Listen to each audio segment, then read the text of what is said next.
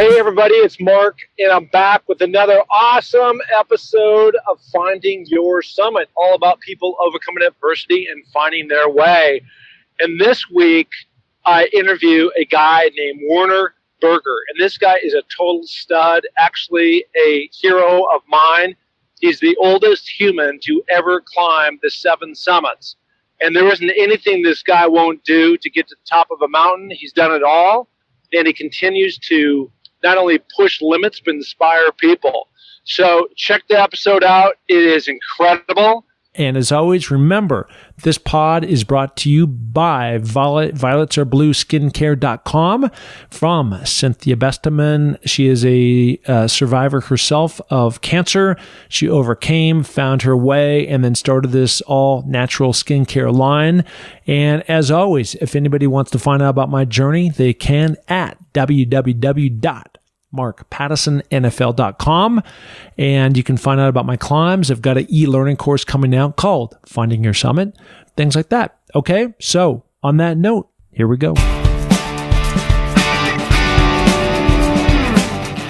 Hey everybody, it's Mark Pattison back again with another exciting episode of Finding Your Summit. And this week, we've got one of my true mentors in life. He has gone to the places I'm trying to get to. That is all the 7 summits. The only difference, this guy is a bit older than me and has got tons of wisdom to share on the pod today. His name is Werner Berger. Werner, how you doing? I'm doing really well, Mark. Happy to be with you. Oh, thank you so much. I know we've had some issues in terms of trying to connect with this call, but I've been very persistent, as you know, just like I do in the mountains, just like you've been responsive to me. You know, the name of this podcast is called Finding Your Summit, all about people overcoming adversity and finding their way. And as I was doing a lot of research on you, it's just amazing on your journey. And I want to get into, you climbed the 7 summits, you summited Everest when you were 69 years old. How did you get into the mountain climbing? Totally by backdoor. I was sitting in a self-development workshop in 1969. No, 69? I can't remember the date. 89. Okay. And the guy in front said, think of 3 things that you'd love to do before you die. We didn't have the movie, the bucket list, but that's really what he was asking.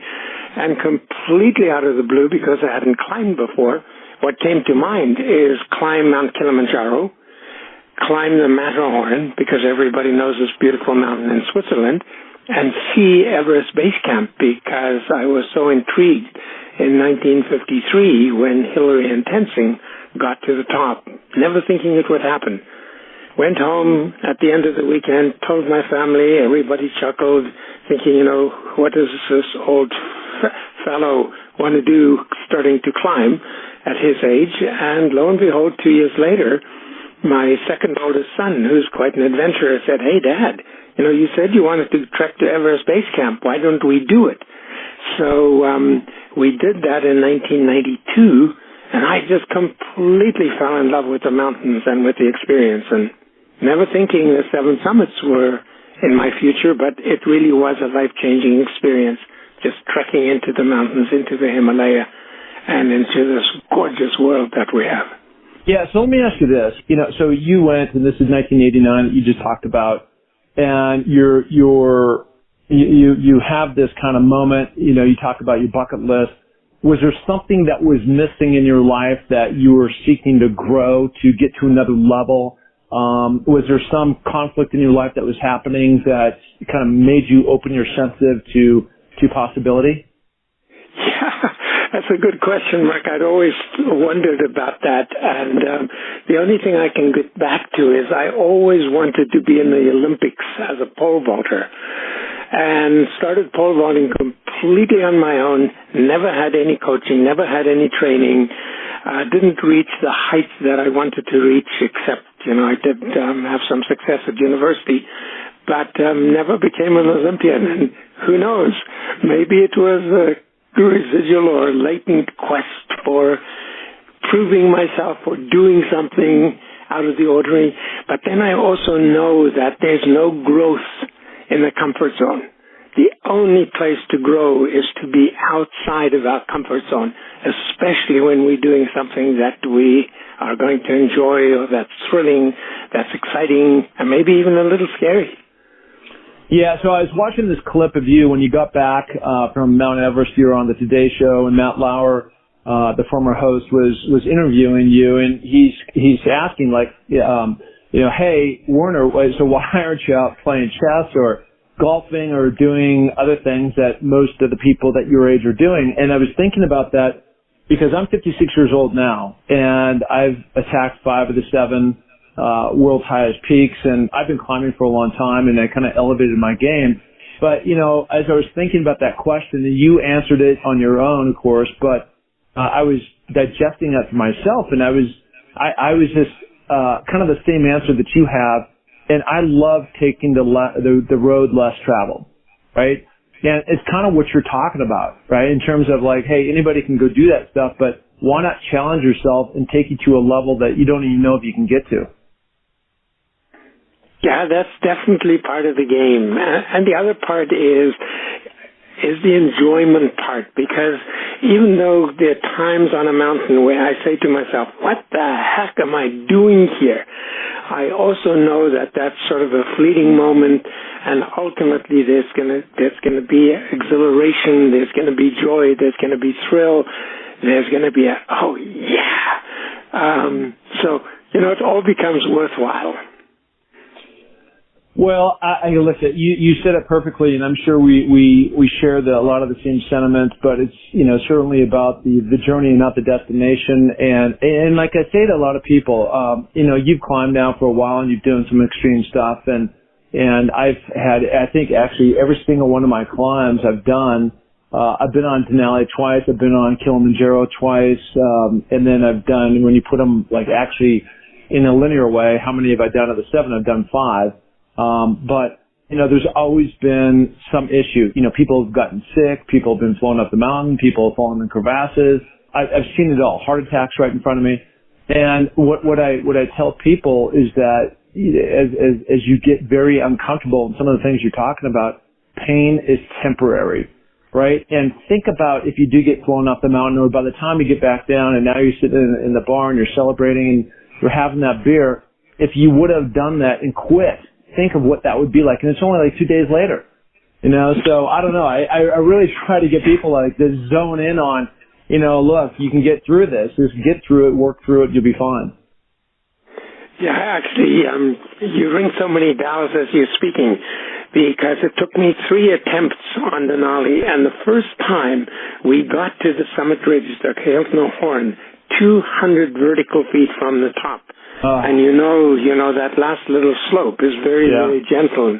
It's only about 20 minutes. And we had to back off because cloud was moving in, and we didn't know, if it was a temporary cloud or if we were going to get socked in for the night. And, of course, we weren't acclimatized. So choice was very rational. Let's back off. Of course, when we got back, everybody said, how could you quit 200 vertical from the summit? And my response is, what are you talking about? We did not quit. We, in fact, saved our lives, and I was looking forward to the next time I would be coming back, not thinking that I would get snowed in at high camp for the next 9 days and would have to back off because we ran out of food, we ran out of fuel. And then third time, I can't say third time lucky, third time still bloody hard work, but at the same time, the exhilaration of being in that environment and being with my climbing buddies and being exhausted and yet exhilarated is just something that you can't pay for. Yeah, okay, so let's stick on Denali for a minute. I just got off Denali on Take the Top this year on June 7th, and the year before I was up there in early May. I was one of the first expedition parties to be on the mountain, and it was so flippin' cold. And up top, when you're at that 14,200 foot camp, we did make it up that face, that 45 degree slant. We made it up to bury ourselves up at 16,002. But essentially, there was a lenticular cloud that was stuck on that cone up, it was minus 60 degrees. And people kept asking us, well, are you going to go for it? What are you going to do? And I'm like, you know what? I seriously value my fingers and toes, and Yep. I really want to return with those. So, you got to make the hard call and listen to Mother Nature like you did, and turn around and just say, you know what? You got to come back. But I got to tell you, when I was going up that mountain, when you land on the glacier and you start at base camp and you're making your way and all that weight that we have to carry up the mountain, I was like, I seriously don't want to do this again because it's a mother, right? And it stretches you, mentally, physically, spiritually, emotionally, all those things. And it certainly did that for me on that day. But, bottom line, you did it. I've had some people, and I want to ask you this question. I've had some people who have done the 7, have been up on Everest, have been on Denali and these other ones. And they've said for them, they felt as though Denali was a harder mountain than Everest. I totally agree, because you're carrying all of your own stuff. You not just on your back, but on the sled behind you. Yep. And usually it's around 110, 120 pounds combined on your back and on the sled. And with Everest, we've got porters and support people and helpers. And on Denali, you do everything on your own, even erect tents or level tent platforms. And that is totally exhausting, as you know. Yeah. But again, it's worth the pain.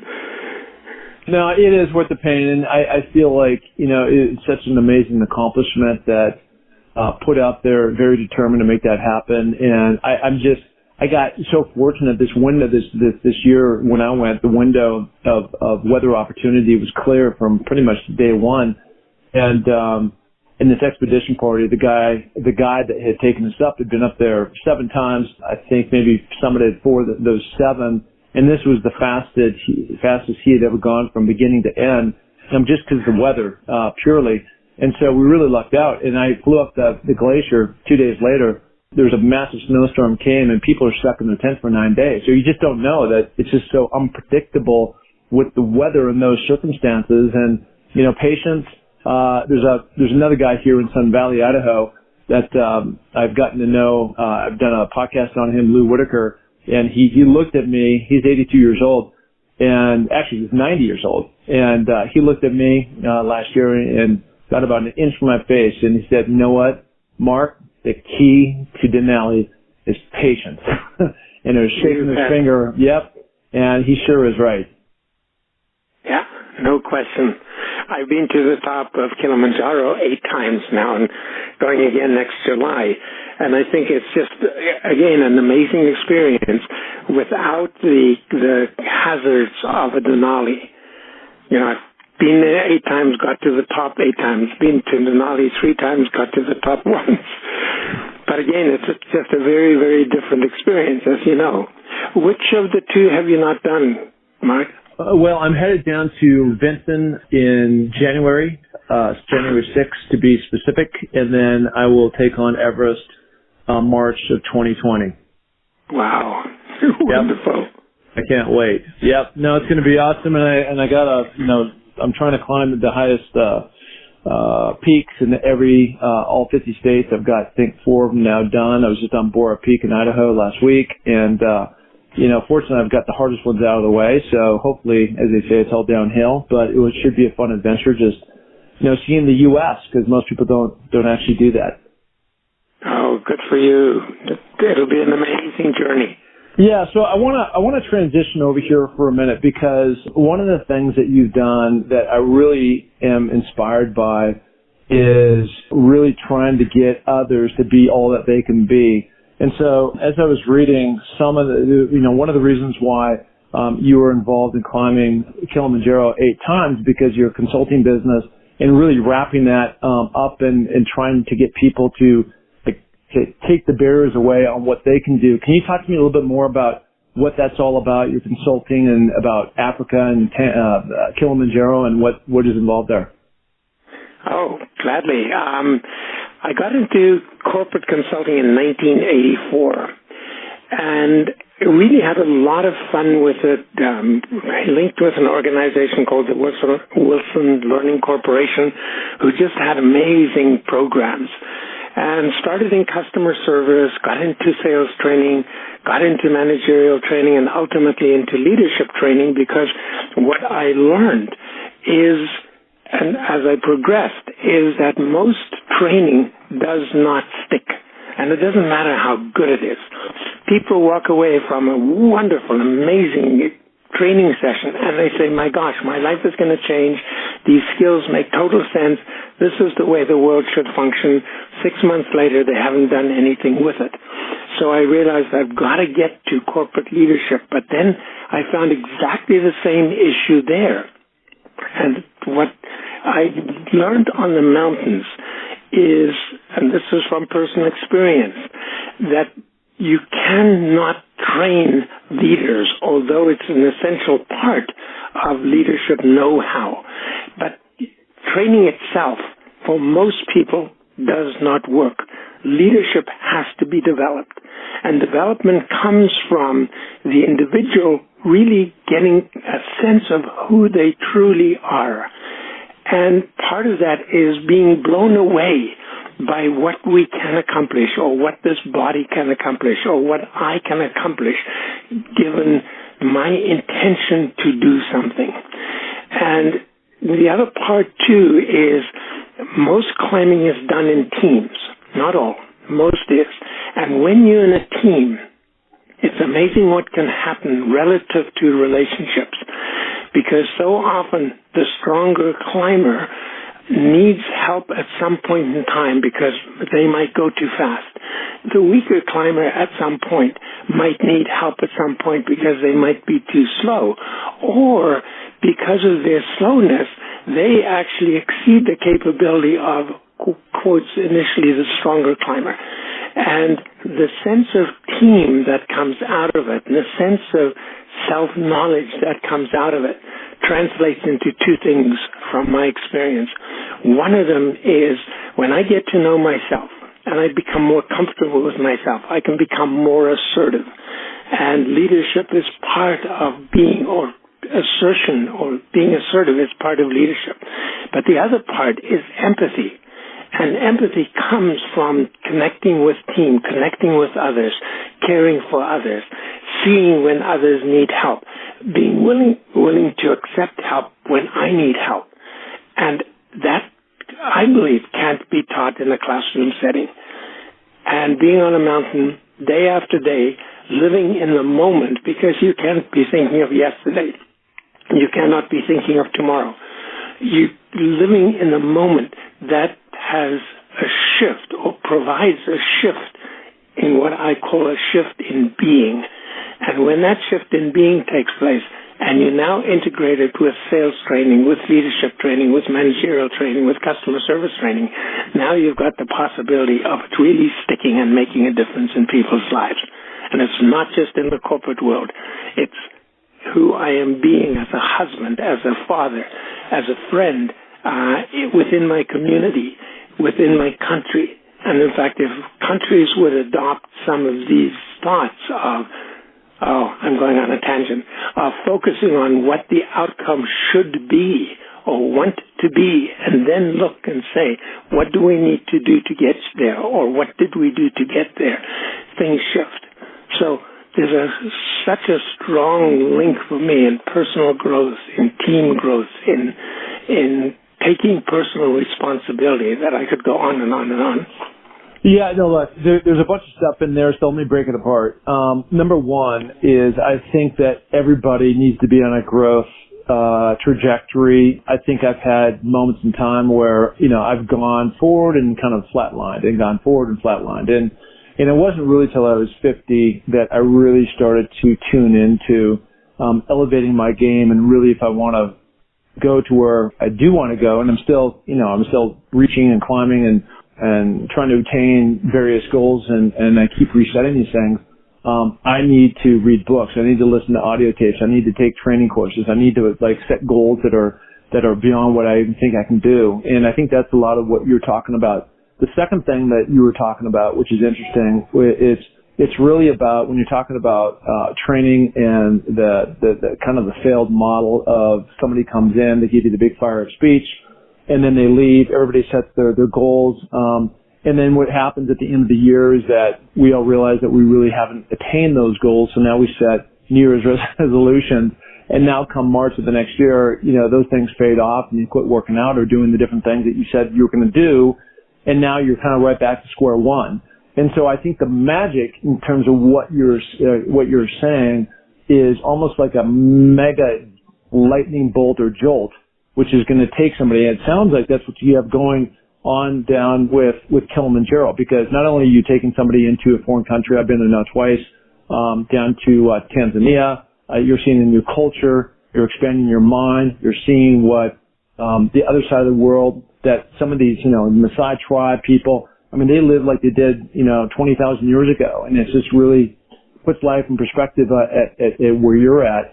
And then you've got this great quote that I know a lot of people say to themselves is like, when you throw something out there crazy like what you do, hey, we're going to go down to Kilimanjaro. We're going to climb this mountain. We're going to have leadership talks all the way up the mountain and down, and we're going to stretch your soul by seeing these different communities and seeing the animals in the wild. And so somebody's asked the question, why? Why should I do this? And your response, I think, has been, why not? Why not do that? Why not go for it? Why set boundaries? And I think that's really when you can say that, it really opens up to like, I got to do this. Yeah, you said that very profoundly, actually. And if I can just bridge on it, when somebody says, oh, I can never do this, that really is another time to say, why not? And it has everything to do, for the most part, unless, of course, there's a physical limitation, with belief and mindset. And a bit of education supports at least the possibility of a breakthrough. And then when a person actually goes and does it and is blown away by who they are, that's when the real breakthrough comes. And I was watching actually the Eagles game last night, and I was thinking of you. There isn't a person on the field that isn't risking their life in terms of potential injury or some other issue.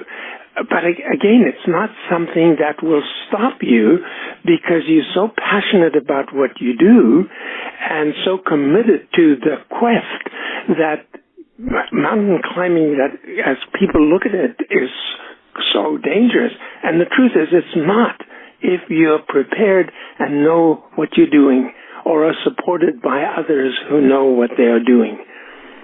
Yeah, a couple things there too. Number one, I could not agree with you anymore, and people are really fearful of the mountains and me being in them. And I saw this great quote that came out a while ago. The NFL shoots former players' quotes every Friday, and I really took this to heart. I put it in my newsletter, sent it out there. But they have this quote that said something like this: "Think about what life would be like if you had no fear." Right? And it's really, to me, I mean, it really hit hard for me because certainly there's some common sense things, because you're not going to cross the 405, traffic in LA, busy freeway, cars zipping back and forth. So, but to your point, there's so many things that were held back because what if?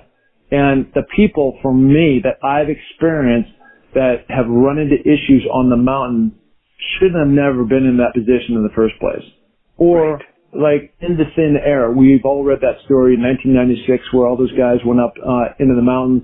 Ed Viesters is a friend here in Sun Valley. I climbed with him. And he actually was a part of the rescue the following day with a lot of those guys trying to get him off the mountain.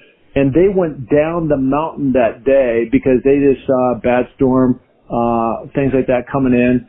And the rest of that group, Rob Hall, Scott Fisher, those two climbing parties, they continued to go up into the mountain. Then, you have to be very disciplined. You turned around with 200 feet to go on Denali. They decided to keep going. Then one of the guys wanted to get back up and turn around and go. They run out of oxygen. And so it's just a set of dominoes that played. And you have to be smart and have some common sense about climbing and work up your skill set in terms of what you can take on.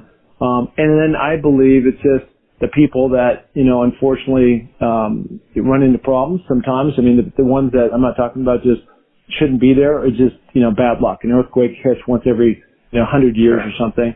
and those things happen. But I don't know. From my standpoint, I've just gained more and more confidence with all these different mountains and these situations I've been in, and really got stretched on Denali 2 years in a row. And again, I can't wait till I go down to Antarctica and then over to Mount Everest. Yeah, you still have some fun ahead of you, absolutely. And the other thing, of course, that enters into this whole game is our own personal health. And there's things that people can do, and we know we should do. And the only question is, why don't we do it? This podcast is brought to you by Laird Superfoods. Let me tell you, these creamers are so amazing. They're super tasty, super delicious, and what they are is whole, natural food ingredients mixed into these creamers. And I'm telling you, when you put this stuff into your drink, this powder substance, it is amazing. And their whole tagline is all about fueling your journey. You cannot go and actually power your way up a mountain, be in the pool, ride a big wave, unless you're properly fueled. And these guys are doing it all the right way. So where can you find this? At lairdsuperfood.com. And here's the kicker.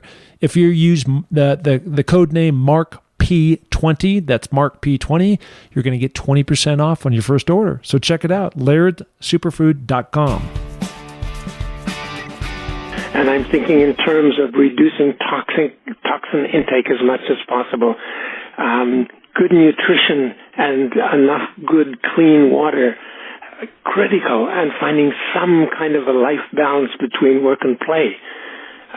All very, very important. And of course, the minute I set my goal on climbing, I have to think in terms of all of those things and exercise. And what I'm doing with all of that is just simply having a more fulfilled and prolonged life. And so, it all works so beautifully together. Yeah, no, it sure does. I've got a couple things coming to mind. I want to go back to something you said a minute ago about you watched the Philadelphia game last night, and there's a guy on the team, Chris Long. I played with his dad, Howie, and Chris started a foundation called Water Boys, and I was invited a few years ago to go down to Tanzania, climb Kilimanjaro, and we did so with 7 or 8 other NFL players and Green Berets. We raised money and awareness for the people of the Maasai tribe just to go out and build and dig wells so that they could drink water, so that these mostly women, girls, didn't have to walk 2-3 miles with 5-gallon buckets on their head down to the water, sometimes get raped or killed, and then return with this filthy water. And it's amazing. He set this goal of just funding 32 wells about 4 years ago, and now they're up to like well number 50. I mean, it's just gone, and it's just gone way beyond. They saved thousands and thousands of lives, where each one of these wells, just preserves these huge communities within the Serengeti. And it's just been amazing for me to really understand the whole concept about not just giving, but paying it forward on things that I can contribute to, and then really going down and getting my hands dirty and being in those tribes, seeing these different wells built, seeing the gratitude that they have for something that is simple as going over to your faucet and turning, and this little thing called water comes out. It was just really amazing. So, kudos to Chris. He's the visionary. He's the one that wanted to really change this. But now, there's all these, I get the domino effect with guys like me. I'm continuing with that journey to raise more money. And he's got other players jumping in, and now they're talking about all of Africa, not just Tanzania. That is so fabulous, actually, in terms of making a difference in the world. And when you talk about Chris Long, it's on our drawing board to connect with him, because my wife's commitment, she has a not-for-profit called Kids Better World. Her commitment is to have 1 million purification systems. They're little water bottles that take out, where the filter takes out everything, in the hands of kids that are dying at the rate of 5,000 per day globally from drinking contaminated water. And so we knew about Chris and his mission, and have a definite commitment to connect with him. We haven't found the right path yet, but we will. Well, yeah, I'm the path, so I can help you with that. Wonderful. Yeah, that's not a problem at all. So we're working on a affiliation through Funding Your Summit to also join the cause under the Waterboy umbrella. And so I'm very close with the people that run that foundation and with Chris. So that's an easy one for me to help you guys along the path. So speaking of her, I saw it was very moving and touching. As you climbed Mount Everest, you had a beautiful bride in waiting. She would have been your fiance, waiting for you at 69 years old, which is awesome. And you came back, and I assume that the gal that you're talking about is the gal that you married. That's the one you saw on the Today Show. I did see that on the Today Show, and she was actually sitting there next to you, and you were talking about, sounds like you just come off the mountain and you're on the Today Show, and she's sitting there with you and supporting you, and, that's just such a wonderful thing to have that love and support. And I've been on the mountain, I'm unfortunately divorced, and I don't like that part of it, but knowing that you have people back on the home front rooting for you, caring about you, sending out good vibes and love is, what it's all about. And it really helps propel me to make sure I get up and then come back safely. Oh, I just love what you're talking about, because when you say love is what it's all about, the question that always comes to mind is, how do we get the globe to love each other? And really, the formula is so simple. And I know you know it from your own background. If you think in terms of looking forward and saying, what do we want to create in this world, or what do we want to create in this community, or in this country, or in this family, and create a picture of maybe 5 years down the road, 10 years down the road, or 100 years down the road, what are we creating? And then stepping into that position and looking back and just simply asking ourselves, what did we have to do to get here? Not looking at it from the present, because from the present all we see is barriers. And this actually dates back to NASA and when the U.S. put a man on the moon. $6 billion had been spent, and 6 years had gone by, and NASA was no closer to getting out of the gravitational force of the Earth until a consultant by the name of George Ainsworth Land, who was actually part of NASA but not on the moon project, came to them and said, you can't get there from here.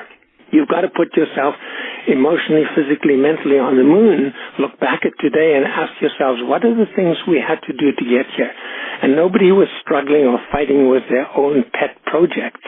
And in fact, we know the outcome. 4 years later, they had accomplished their mission. And it would be so simple for us as a culture, as a country, as a world, to do the same thing and just start looking at how do we break down differences as opposed to reinforce them and entrench ourselves in them. Yeah, Again, I'm on a soapbox. I'm sorry. No, I love that. It's really powerful. But essentially, what you're talking about, and I don't think you're on a tangent. I mean, it's two things, right? Number one, it's reverse engineering how you do something. So you put the goal out there, and for me, and I don't know about you, but I assume this was the same. I was going through a tough time, right? And so my father had passed away and his relationship issues, and so I put a big goal out there. I want to climb the 7 summits. So that was like, I'm going to the moon, right? And then the next thing was just like, I had no idea how that was going to happen. And so then you kind of backtrack and you get to the point where you're like, okay, I need to contact a climbing outfitter, and I need to get shoes, and I need to get, work on my nutrition, and I need to book flights. And again, you're reverse engineering it. You put the goal way out there, and then you go back to what are all the micro steps you need to do to attain that goal. And I think that's what Chris Long did in terms of Water Boys, and now he's exceeded it. That's what I'm trying to do in my quest. And then I've got other things, on my vision board that I want to get to, but I don't think you can go anywhere if you don't put that goal to figure out how you're going to get there. You're right on. And, if there's anything I can do to support you in reaching yours, I'd be just happy to do it, because I think there's a kindred spirit that exists between the two of us. Yeah, I love for what sure. you do. No, thank you. I do want to explore this. We can do this offline, but I would love to explore this Kilimanjaro. I'd love. We're going to go back down there, and I mean, I think there's a lot of different trigger points that we could really share and help, and there's a lot of people out there that I've found that are just kind of in this no man's land of they haven't put a stretch. They really don't have goals. They may be successful at doing whatever they do, but it's not something where they're completely fired up. And then this whole notion about and you mentioned this before, and I love what you're doing in terms of continuing to push the boundaries. Again, going back to Lou Whitaker, he and his brother Jim, first guys on Everest. Jim was first American to climb Everest. And K2. Yeah, and it's just like I ran into him maybe a year or two ago. I was in this bar here in Sun Valley restaurant bar called the Pioneer. Everybody calls it the Pio, and I saw him. I didn't know him, and I ran over to him. And when he spun around, this guy is 90 years old. He spins around, and he was like grabbing the trunk of a tree. And he gets out there. He works out every day. He's never retired. His mind is active. He's always going at. And he lives in this town and lives just outside of Mount Rainier. And it's just like, I want to be that guy someday, right? And so I think we all have those types of people that you can look up to saying, they are where I want to go. His lifestyle, his goal setting, his mountaineering, all these different things. And he really had a profound effect upon me. But the real point of all that is, and my grandfather was like this as well, but he never used the word retire. He just kept going and going and going until he dropped. And he always had a very active mind. And this whole notion about when I get to 65, it's over. I'm just going to do whatever. It's just, you just see people deteriorate and break down. I had the vision of taking corporate executives that have spent their lives in their corporation and have lost contact with maybe the family or with the wife and kids, or even to some extent with themselves, because now when they're retired, they don't really know who they are or what is next other than golf, and fun things like that run dry after a while. And taking them on a mountain and having them explore, not only other possibilities, but themselves. And it really ties in with your idea of Lou and his commitment to just live life full out and not stop. Yeah, I mean, that's just, for me, that's just, there's one speed, and that's the Lou speed, and that's your speed. It's just made my life so much more rich in terms of really pursuing things that have been a dream for many, many years. So now you were going to celebrate, your 82nd birthday? That's next year, next July. Next July. My 80th was on top of Kilimanjaro, and then this last July I was on top, maybe 4 days before my birthday. Okay. So you're 81 years old. It sounds like you've got a lot in front of you. You're trying to change people's lives. You've got another Kilimanjaro in front of you. Your wife is trying to raise awareness and money for her water cause. What else is out there for you? I mean, that is a lot right there. Oh, Everest Base Camp. I've been there 5 times and going back in next spring. And then I also take people across an Inca trail to Machu Picchu. And it depends a little bit whether it's the classic Inca trail or the Salcantay trail, depending on, how quickly the group forms and whether we can get permits for the regular Inca. 2 years ago, I had the idea that I coined the term Quest 736. In other words, climbing the 7 summits again in a 36-month period to not just be in the Guinness Book of Records as the oldest person to have done the 7 summits, but to have done them at an advanced age. But I'm working with a little bit of a knee issue that would, I think, restrict me at this point on Denali with all of the weight. But that's still sort of in the back of my mind. And It could be a pipe dream, but who cares? It's still a dream. Hey, listen, everything is possible with technology, and maybe that you can get fixed or it heals with all the healthy living that you're doing. That would be amazing. So at one point you were the oldest gentleman to have climbed the 7 summits. I think that's that has now since been broken by some different, was it some Japanese guys? No, I'm still the oldest to do the 7 summits. I'm not the oldest on Everest. There are 3 Japanese that are older than me. Okay, well, actually, 2 Japanese and 1 Nepalese. Yeah. No. Well, however you slice it, it's amazing. I'm trying to become the first NFL player to climb the 7 summits, and so there's not that many things you can do in this world where you can say you're the first. And so when I cooked this whole thing up, I was like, you know what? That's pretty cool. I want to try it. You're darn right. That's pretty cool. Go. Yeah. So listen, it's been amazing to talk to you, guys like you who help clear a path for others to realize their dreams. You're an inspiration. You're an inspiration to me. I just so appreciate and I'm grateful that you came on the pod today. Oh, totally my pleasure, Mark. Well, listen, I hope to climb with you sometime in the near future. By the way, where are you today? What state? What city? I'm in Yardley, Pennsylvania, just a little bit northeast of Philadelphia. Okay, you're in Philadelphia. And some of my time, I'm in Mississauga, Ontario. Okay, well, we're going to have to figure out. Okay, that's awesome. I'm in Sun Valley, Idaho, as I said, and hopefully we can connect those dots. So listen, if anybody wants to find Werner, where can they find you?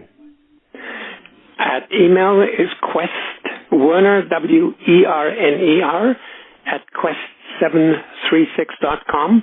And I'm also on Facebook, and it's a guy standing on top of a mountain holding a red banner or a red flag. That would be you. Okay, got it. That's you. That's awesome. Okay, we're going to put those in the show notes, and then we'll broadcast this in a couple of weeks when it's ready to go. So listen, Werner, thank you so much. Keep climbing, and you're an inspiration to all. Totally my pleasure, Mark, and I can't wait to meet you in person. Thank you so much. Thank you so much. Okay, here we go. Bye. Bye-bye. Hey, and thank you so much for listening to the Find Your Summit podcast. We are so glad to have you along for this journey.